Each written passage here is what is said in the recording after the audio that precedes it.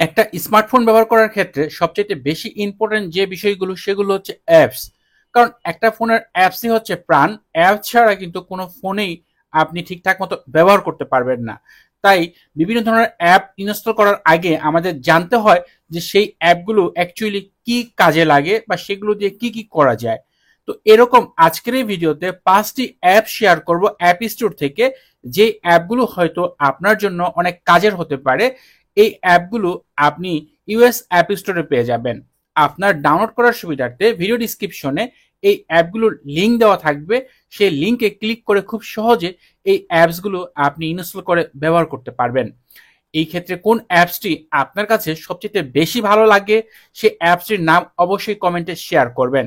এছাড়া আপনি যদি এই চ্যানেলটি এখনো সাবস্ক্রাইব না করে থাকেন তাহলে নিয়মিত আইফোন রিলেটেড ভিডিও দেখার জন্য চ্যানেলটি সাবস্ক্রাইব করে নেবেন।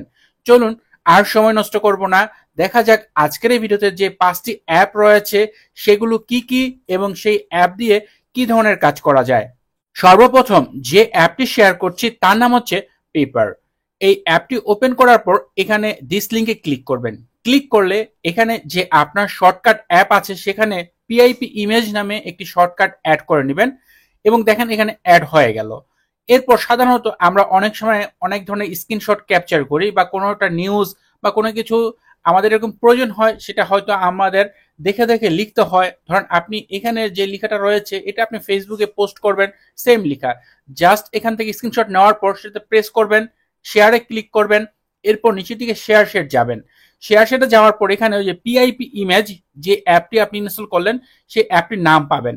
এরপর এখানে অলওয়েজ অ্যালাউ দিবেন, এটা একবারই দিতে হবে। এরপর দেখতে পাবেন আপনার সেই স্ক্রিনশটটি এভাবে পিকচার ইন পিকচার মোডে চলে আসছে। এখন যদি আপনি সেম লেখাটাই যদি ফেসবুকে পোস্ট করতে চান তাহলে জাস্ট আপনি এখান থেকে দেখে দেখে লিখতে পারেন, বা অন্য কোথাও যদি কিছু লিখতে চান সেম ভাবে আপনি এই কাজটা করতে পারবেন। বা এরকম অনেক সময় অনেক সেটিংস অনেকের সাথে শেয়ার করার প্রয়োজন পড়ে।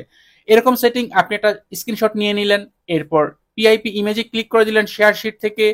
এরপর দেখতে পাবেন যে এই অ্যাপটির মাধ্যমে আপনার সেই স্ক্রিনশটটি একটি পিকচার ইন পিকচার মোডে চলে আসছে।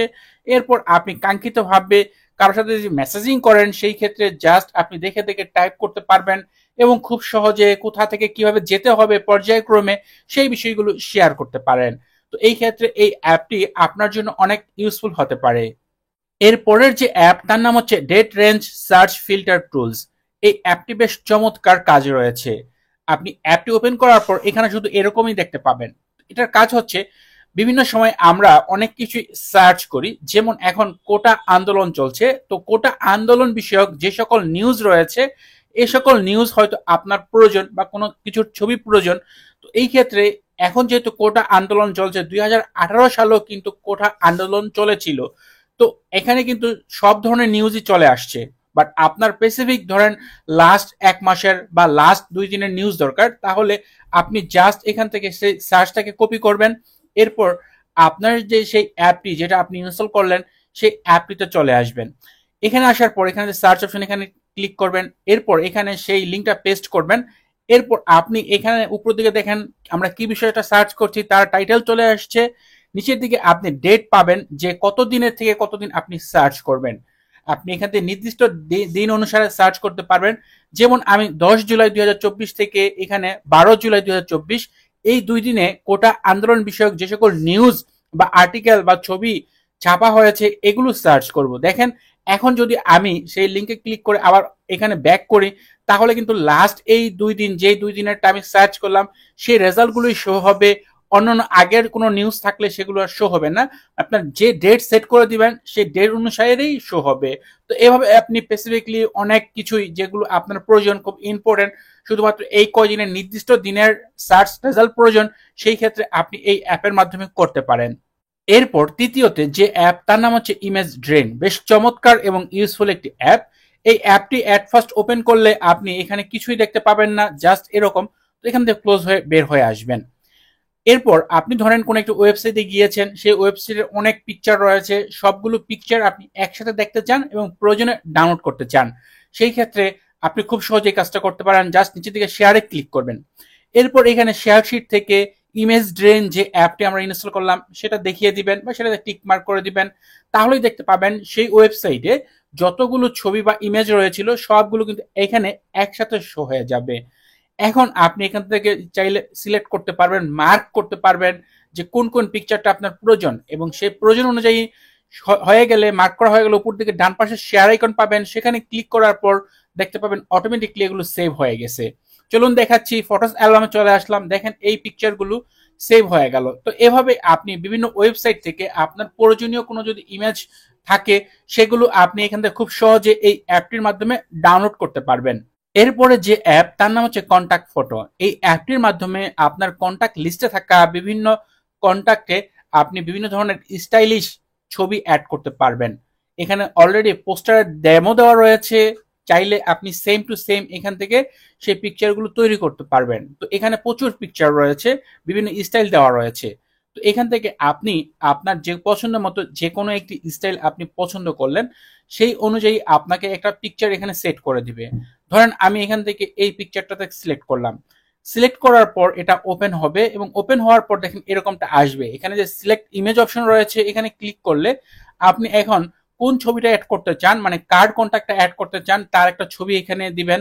দিলে দেখবেন অটোমেটিকলি সেটা ব্যাকগ্রাউন্ড রিমুভ করে জাস্ট ছবিটা নিয়ে আসছে।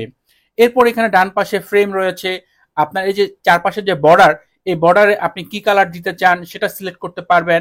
এখান থেকে কালার সেট করতে পারবেন, হাইলাইট দিতে পারবেন, ছবিটাকে একটু ব্লার করতে পারবেন, এবং নিচের দিকে যে বটম ফ্রেম রয়েছে এখানে ক্লিক করে আপনি নিচেরটাকে একটু ব্লার করতে পারবেন, কালার সেট করতে পারবেন। যেমন এই মুহূর্তে বর্ডার এবং নিচের বটম আমি সেম টু সেম দিলাম। এখন আমি চাইলে এটাকে ব্যবহার করতে পারি, দেখতে চমৎকার লাগে। তো এই ক্ষেত্রে যদি আমি এটা ব্যবহার করতে চাই, উপর থেকে যে ডান পাশে সেভ আইকন রয়েছে এখানে ক্লিক করে ওকে ক্লিক করে দিলেই এটা আপনার ফটোস অ্যালবামে সেভ হয়ে যাবে। এখন এটা সেভ হওয়ার পর এটা কিন্তু কোনো কন্টাক্ট লিস্টে অ্যাড করতে হবে। তো এখন এটা লিস্ট অ্যাড করার জন্য এই ছবিতে যাবেন, এরপর নিচের দিকে বাম পাশে যে শেয়ার আইকন রয়েছে এখানে ক্লিক করবেন।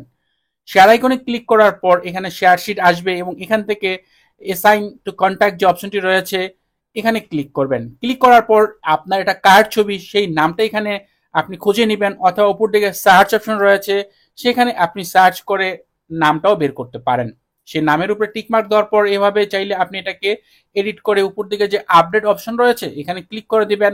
তাহলে সেই কন্ট্যাক্ট লিস্টে এইভাবে ছবিটা অ্যাড হয়ে যাবে, এবং নেক্সটে ওই ব্যক্তি, কন্ট্যাক্ট লিস্টের ওই ব্যক্তি যখন আপনাকে ফোন দিবে তখন কিন্তু এই ফুল স্ক্রিনে সেই ছবিটা আসবে, যা দেখতে চমৎকার লাগবে। এভাবে আপনি আপনার কন্ট্যাক্ট লিস্টে থাকা বিভিন্ন মানুষের ছবি দিয়ে আপনার যে কন্ট্যাক্ট লিস্টগুলোকে অ্যাড করতে পারেন, যা দেখতেও চমৎকার লাগবে এবং বিষয়টা বেশ চমৎকার হয়। সর্বশেষ বা 5 নম্বরের যে অ্যাপ তার নাম হচ্ছে live barcode and text scanner. এই অ্যাপটি দিয়ে খুব চমৎকার ভাবে লাইভ যে কোনো কিছুই আপনি স্ক্যান করতে পারবেন, বা বারকোড স্ক্যান করার পাশাপাশি ট্যাক্স কপি করতে পারবেন। যেমন এই মুহূর্তে আমি এটাকে স্থির করে রেখেছি, বাট আমি যদি এটাকে নড়াচড়াও করি সেই ক্ষেত্রেও কিন্তু এই অ্যাপটি খুব সহজে আপনার ট্যাক্স বা বারকোড ডিটেক্ট করতে পারে। আপনার এই ক্যামেরার সামনে দিয়ে কোনো একটা প্রোডাক্ট আপনি জাস্ট এক মুহূর্তে নিয়ে গেলেন, খুব সহজেই কিন্তু সেই প্রোডাক্টের যে বারকোড বা ট্যাক্স কি লেখা রয়েছে সেটাও কিন্তু এই অ্যাপটির মাধ্যমে খুব সহজে ডিটেক্ট করা যায়। তো এখানে আপনার সেই অ্যাপের মাধ্যমে খুব সহজে যে ট্যাক্স বা বারকোড রয়েছে সব আপনি কপি করতে পারবেন। এখানে যদি কোনো ভুল কোনো অক্ষর এটাতে হয়ে থাকে, এরকম অনেক সময় ভুল হয়ে যায়, সেগুলোকে আপনি এডিট করতে পারবেন।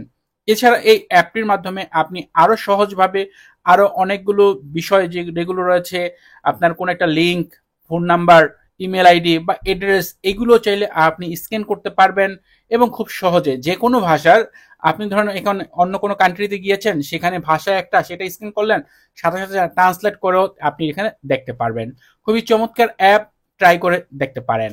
তো ভিউয়ার্স, এই ছিল আজকের ভিডিওর 5টি অ্যাপস। প্রতিটা অ্যাপসই আমার কাছে মনে হচ্ছে আপনার জন্য যথেষ্ট ইউজফুল হতে পারে। তারপর এক একজনের পছন্দ রুচি আলাদা, আপনার কাছে কোন অ্যাপটি সবচেয়ে বেশি ভালো লেগেছে সেটা কমেন্টে শেয়ার করতে পারেন। আর আগেই বলেছি ভিডিও শুরুতে, প্রতিটা অ্যাপের ডাউনলোড লিঙ্ক ভিডিও ডিসক্রিপশনে দেওয়া থাকবে, সেখান থেকে খুব সহজে এই অ্যাপগুলো আপনি ইনস্টল করে তারপর ব্যবহার করতে পারবেন। আর অ্যাপ স্টোর হিসাবে আমি ইউএস অ্যাপ স্টোর ব্যবহার করেছি। আপনি যদি অন্য কোনো অ্যাপ স্টোর ব্যবহার করেন, সেখানে আপনি অ্যাপগুলোর নাম সার্চ করতে পারেন। যদি ভিডিওটি আপনার কাছে ভালো লাগে তাহলে অবশ্যই ভিডিওতে লাইক দিবেন, কমেন্ট করবেন এবং জানাবেন ভিডিওটি আপনার কাছে কেমন লেগেছে। এছাড়া চ্যানেলটি সাবস্ক্রাইব না করা থাকলে নিয়মিত আইফোন রিলেটেড ভিডিও দেখার জন্য চ্যানেলটি সাবস্ক্রাইব করে নেবেন। কথা হবে পরের ভিডিওতে। সে পর্যন্ত ভালো থাকুন, সুস্থ থাকুন। আল্লাহ হাফেজ।